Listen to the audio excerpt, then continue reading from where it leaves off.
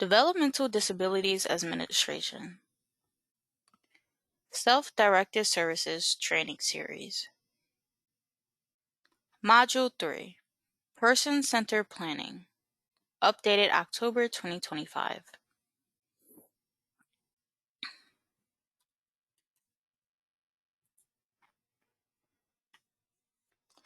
This training module will provide you with an overview of person-centered planning and its self-directed service model.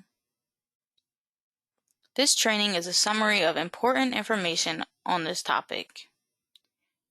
There is more information and requirements in the Medicaid Waiver Program applications, laws, regulations, guidance, and policies. This version of the training was updated in October 2025. The DDA also has a dedicated person-centered planning website that includes additional information, including guidance, forms and tools, resources, and webinars. A link to this site and additional resources are provided at the end of this training.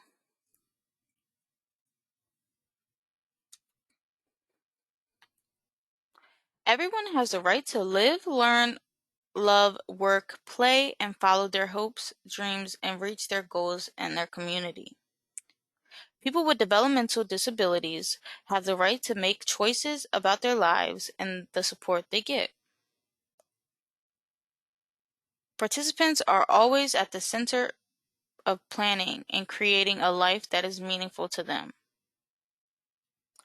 The Developmental Disabilities Administration, or DDA, helps individuals with intellectual and developmental disabilities get the right services to help them be part of their communities.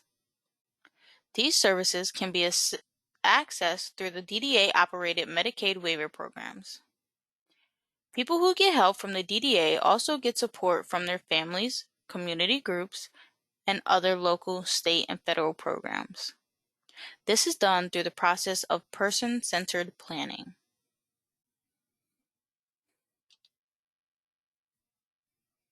At any stage of life, it is good for people to think about their vision for a good life. Before discussing services and supports, the first and most important part of planning is getting to know the person. Who are they? What do they want for their life and what don't they want? What is their vision for their good life? Teams need to know and understand what hopes and goals the participant has in order to assist them with planning and helping them to achieve their self-defined good life. Before discussing Medicaid waiver services and other supports, it is essential to understand the person's path so that planning can begin on the steps to lead to achieving the participant's goals. Knowing the person and their strengths, assets, needs, goals, and challenges allows the team to discuss, plan, and identify different resources, supports, and services, including natural, community, local, and Medicaid waiver services to positively support them.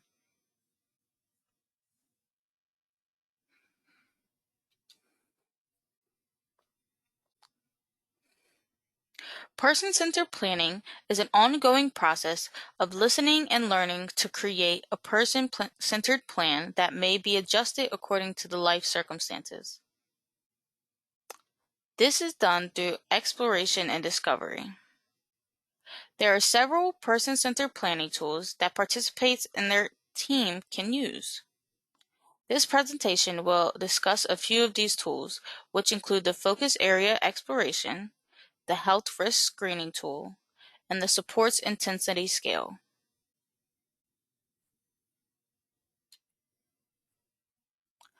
Focus Area Exploration, or FAE, are tools within the LTSS Maryland DDA Person-Centered Planning module.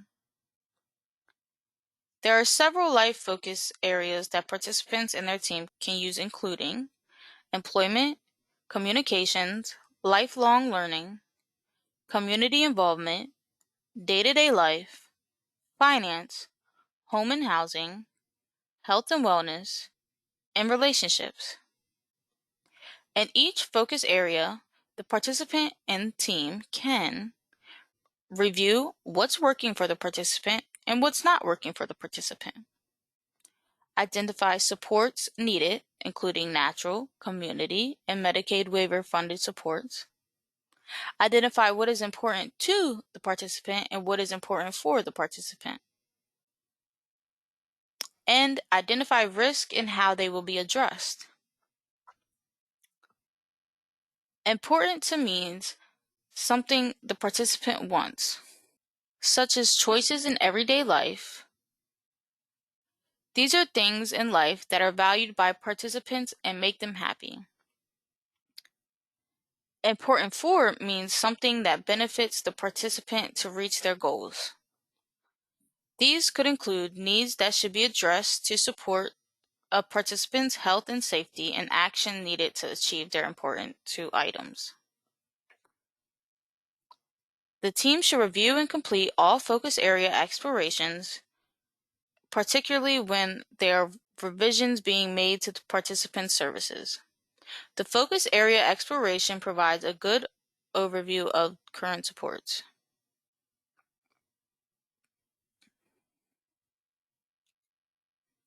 The Health Risk Screening Tool, or HRST, is used to identify healthcare needs and risk. The Health Risk Screening Tool, or HRST, is used to identify healthcare needs and risk. The Health Risk Screening Tool assigns scores to 22 health and behavioral rating items. The total score result in healthcare level with an assessment of health risk. Healthcare levels, HCL, can range from 1 through 6, with level 1 being the lowest risk for health concerns, and level 6 being the highest risk for health concerns. It is important to understand that the Health Risk Screening Tool measures health risk, not disability. The Health Risk Screening Tool can help inform teams of health risks that should be considered during planning and provides recommended staff training. The Health Risk Screening Tool is completed on an annual basis or can be completed more frequently when a participant experiences changes in their health. This slide includes a link to the DDA's webpage that shows the Health Risk Screening Tool.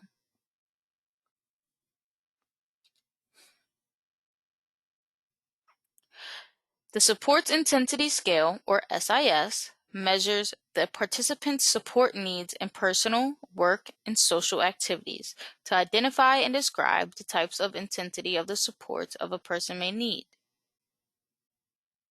It can help provide information and considerations during the person-centered planning process for the participant and their team.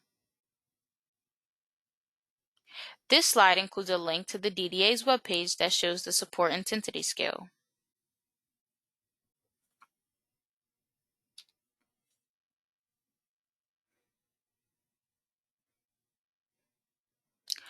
A person-centered plan is a way for people with intellectual and developmental disabilities for receiving services under the DDA-operated Medicaid waiver programs to take charge of their lives. A person-centered plan, or PCP, is a written plan directed by the participants that they develop together with their team. A participant's team includes their coordinator of community services and other people they've chosen to support them. Their team can also include a support broker if the person is self-directing their services. The coordinator of community services helps the participant and their team create the person-centered plan. The coordinator of community services is also responsible for submitting the person-centered plan in LTSS, Maryland. The person-centered plan always includes the participant's vision for their good life based on what is important to and for them, the service delivery model the participant chooses. There are the self-directed services model and the traditional model. Supports and services the participant needs that are not part of the DDA-operated Medicaid waiver program. Examples of these might include support provided by friends, families, and coworkers, often known as informal or natural supports, and other state and local programs in the participants' community. Assessment tools and information to show unmet needs and identified risk and rights to restrictions. It is important to note that all Medicaid waiver services must be based on assessed needs.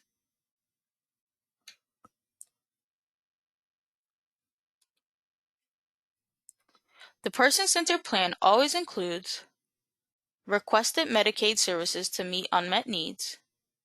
It is important to note that all Medicaid services requested must be based on assessed needs. The service providers, employees, and vendors the participant chooses, and a description of how often the participant plans to use these services.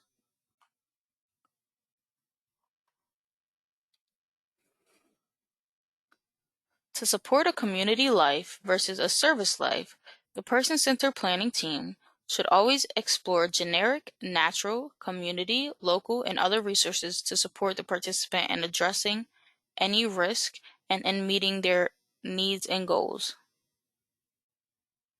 Generic supports refer to support and assistance available to any member of the community, which are not specific to meeting specialized needs of individuals with intellectual or developmental disabilities. Natural supports refer to support and assistance that come from relationships and natural environments such as family, school, work, and community. The Charting the Life course, Integrated STARS, is a useful tool for participants, families, and teams to consider a wide range of integrated supports to achieve the person's good life. This tool is helpful to get a closer look at all the services and supports that may exist in a person's life, not just supports that the person receives from a Medicaid waiver program. A link to this tool is available in the resource section at the end of this training. After looking for the generic, natural, community, local, and other resources, the person-centered planning team should determine if any remaining unmet need can only be met with a Medicaid service.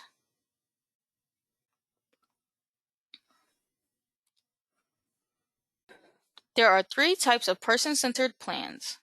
The initial person-centered plan is the first person-centered plan developed with the participant once they are approved for Medicaid waiver services, and the type of plan used when a waiver participant is already enrolled in a Medicaid waiver program and is applying for a different one.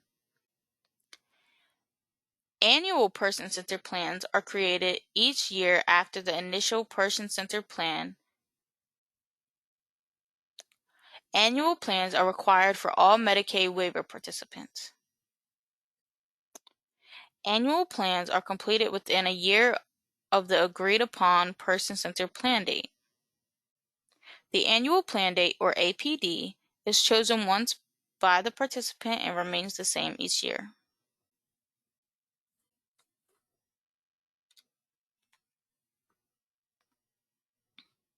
The revised person-centered plan is a plan developed when an active person-centered plan requires changes. These changes reflect a change in the participant's assessed needs or goals.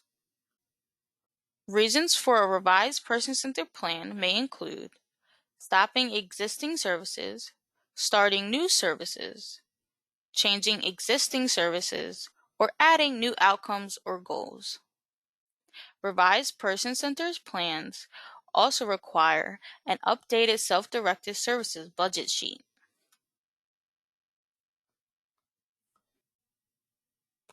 This slide shows the person-centered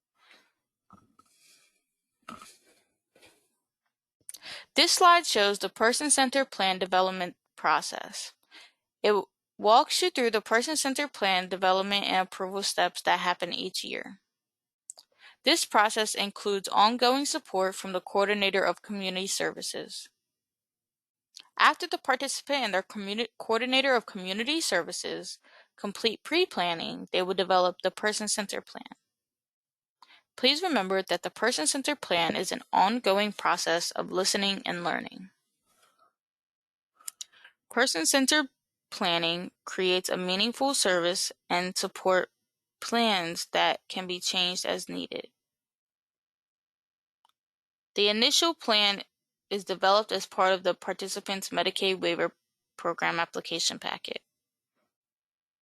The participant's person-centered plan date remains the same from year to year, even if the participant makes changes to their plan. This is called the annual plan date. The annual plan reviews begins 90 days before the annual plan date. The coordinator of community service will start or update assessment tools, start or update the person-centered plan through conversations with the participant and their team, and explore person-centered plan development for the year ahead by discussing what the participant wants to achieve and what resources are available. Please remember that changes can be made at any time of the year through a revised person-centered plan. The pre-planning meeting is held between the participant and their coordinator of community services and can include members of the participant's team that the participant chooses. For annual person-centered plan renewals, the pre-planning meeting is held 90 days before the annual plan date. The pre-planning meeting includes learning about the two service delivery models, traditional and self-directed services. During the annual person-centered plan development process, the participant and members of their support team will discuss goals along with natural and community resources and supports. Based on the participants' assessed needs, they may also discuss waiver services for the coming year. No later than 20 days before the annual plan date, the coordinator of community services submits the person-centered plan to the DDA for review and approval. When the DDA approves, the person-centered plan services and supports are authorized according to the person-centered plan. The person-centered planning process also includes quarterly check-ins. The coordinator of community service will talk with the participant and team and observe how things are going. They will see if the participant is satisfied with the progress of their person-centered plan and if they want changes. They will also see if the participant is healthy and safe.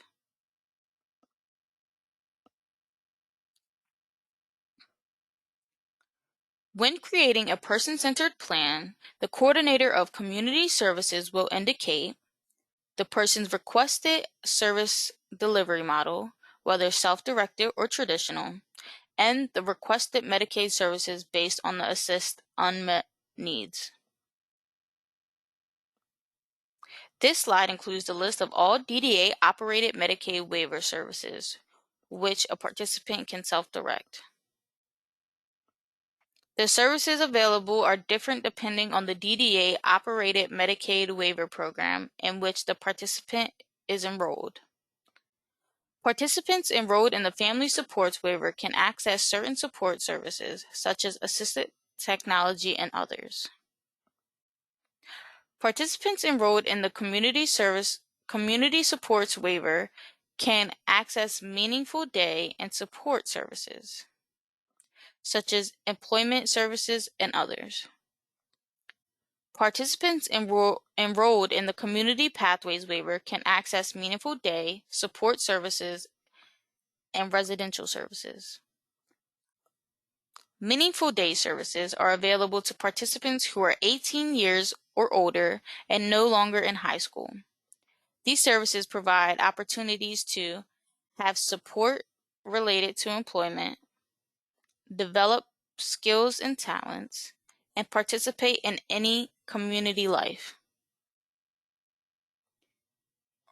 Residential services support participants to live in the community and not in a facility like nursing homes or an intermediate care facility for individuals with intellectual and developmental disabilities. In Maryland, the Holly Center and the Potomac Center are examples of intermediate care facilities. Residential services that can be self-directed are supported living and shared living. Residential services that involve living in a group home, which are called community living services, are not available in the self-directed services model. Support services are services that support parts of life that are not supported with meaningful day or residential services.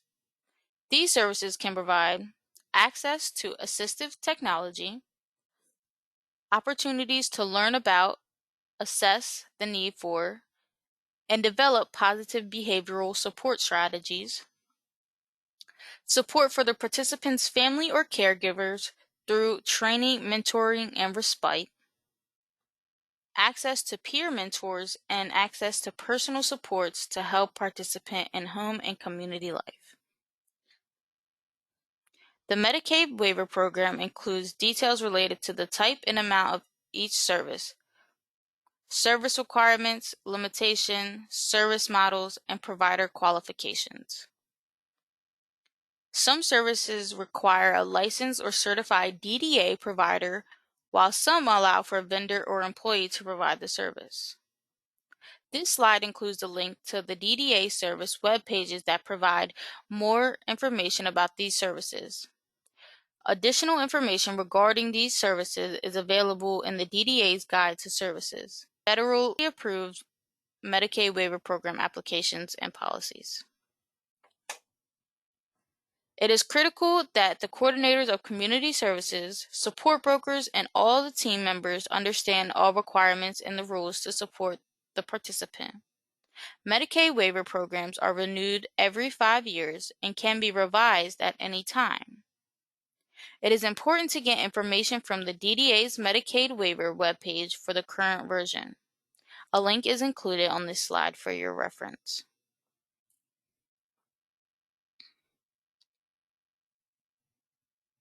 The LTSS Maryland Person-Centered Plan includes a section referred to as the Detailed Service Authorization, or DSA. The Detailed Service Authorization lists the participant's requests and authorized waiver services, including the service name, units per month, and annual service cost. Once approved, participants will create their individualized self-directed services budget sheet. The self-directed services budget sheet includes wages, benefits, and rates that the participant chooses to pay their employees, vendors, and providers based on the DDA's established, reasonable, and customary standards.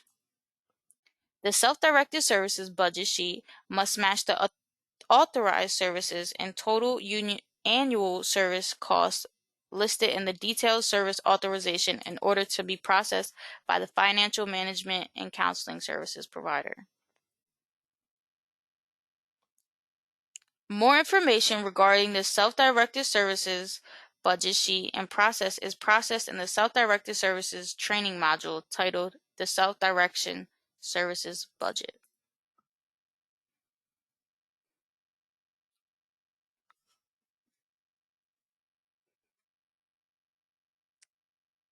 Under the self-directed services model, there are certain forms required to be submitted with the person-centered plan, and when changes or updates are made, they include the rights and responsibilities form, the participants' agreement, the relatives, legally responsible persons, and legal guardians providing waiver services reporting form. On October 6, 2025, this new reporting form replaces the self-directed services family as staff form. More information regarding these forms is provided in the self-directed services training module titled Self-Directed Services Forms. These 3 slides contain links to resources related to self-directed services.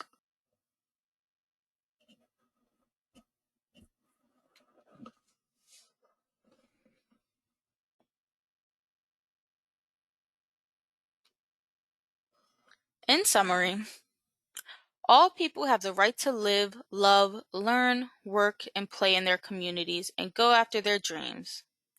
Person-centered plans help that happen. Person-centered plans are developed by the participant and coordinator of community services with the support of other team members. Some services require a licensed or certified DDA provider to provide the service, while some allow for a vendor or employee to provide the service.